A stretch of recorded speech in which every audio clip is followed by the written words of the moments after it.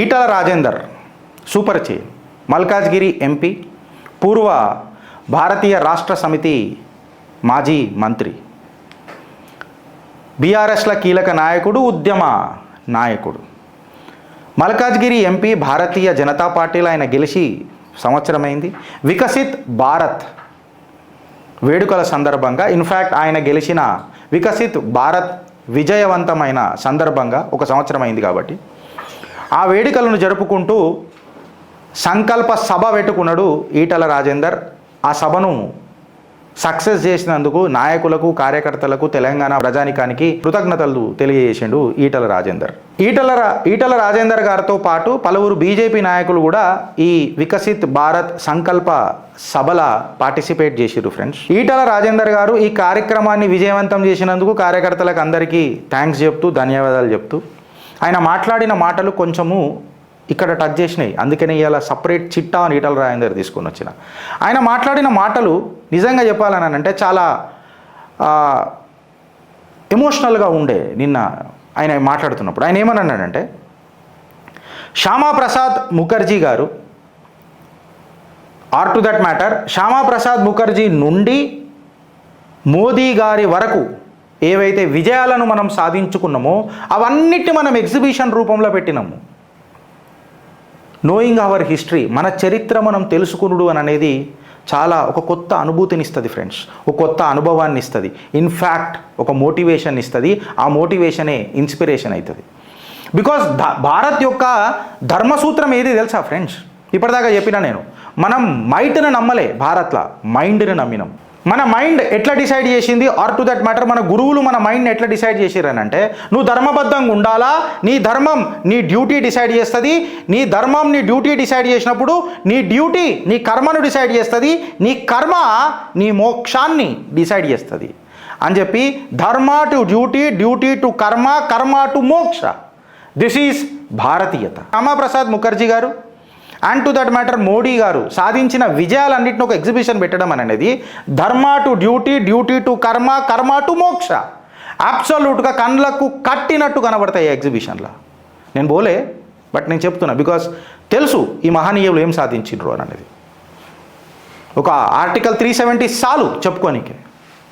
అయితే ఈటల రాజేందర్ గారు ఈ సభను ఉద్దేశిస్తూ మాట్లాడుతున్నప్పుడు ఆయన ఏమన్నాడంటే, నేను ఆర్థిక మంత్రిగా ఉన్నప్పుడు పలుమార్లు నేను మోదీ గారిని కలిసిన. జిఎస్టీ అమలు విషయంలో నేను మోదీ గారితో చాలాసార్లు మీటింగ్లలో కూర్చున్నా.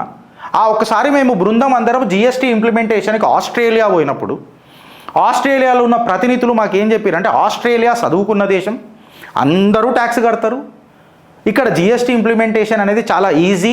అదే మీ దేశంలో మళ్ళీ ఎడ్యుకేషన్ తక్కువ ఉన్నది, అందరూ ట్యాక్సులు కట్టరు, ట్యాక్సులు ఇట్లా అట్లా అని చెప్పి మాట్లాడతారు.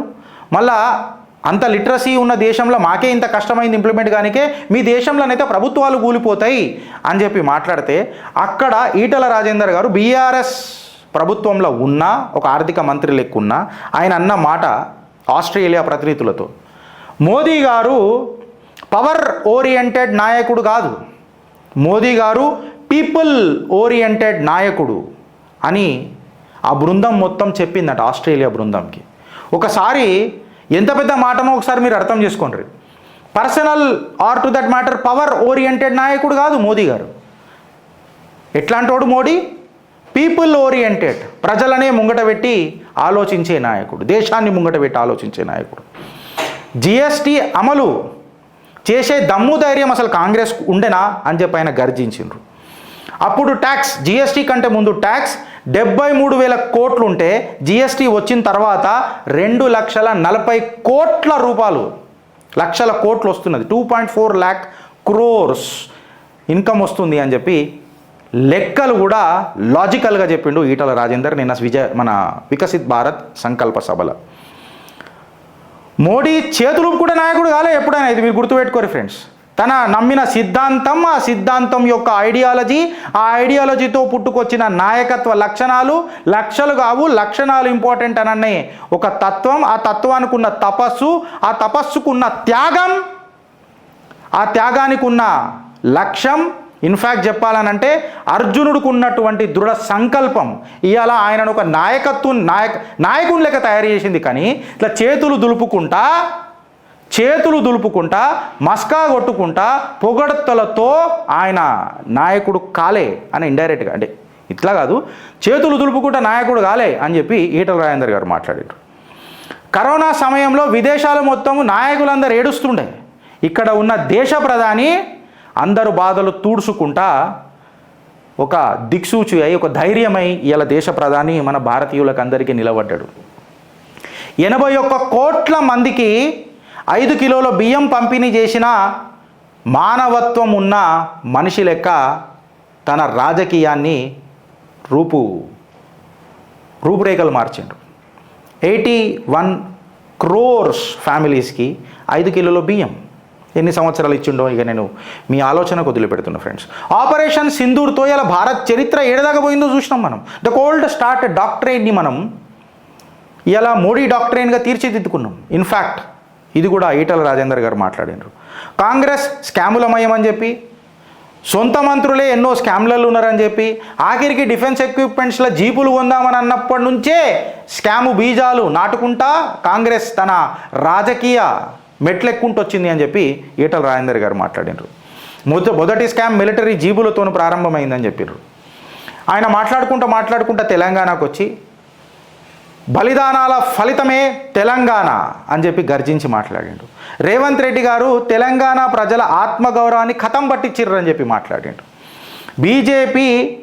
బీజేపీ ప్రాజెక్టులకు వ్యతిరేకం కాదు, బీజేపీ ప్రాజెక్టుల జరుగుతున్న అవినీతికి వ్యతిరేకం అని చెప్పి ఒక్కసారి కాదు, 2 సార్లు కాదు, నాకు తెలిసి 3 సార్లు ఆయన రిపీట్ చేసుకుంటూ మాట్లాడిండు ఈ టాపిక్ని. బీజేపీ అప్పుడు ప్రాజెక్టులకు వ్యతిరేకం కాదు, బట్ ప్రాజెక్టుల జరుగుతున్న అవినీతికి భారతీయ జనతా పార్టీ వ్యతిరేకం అని చెప్పినారు. కేసీఆర్ అహంకారంతోనే మోదీకి ఏమంటారు దుష్మన్ అయ్యిండు. Are to that matter Dushman ఏమని అనలేం కానీ విభేదించుడు మొదలెట్టిండు.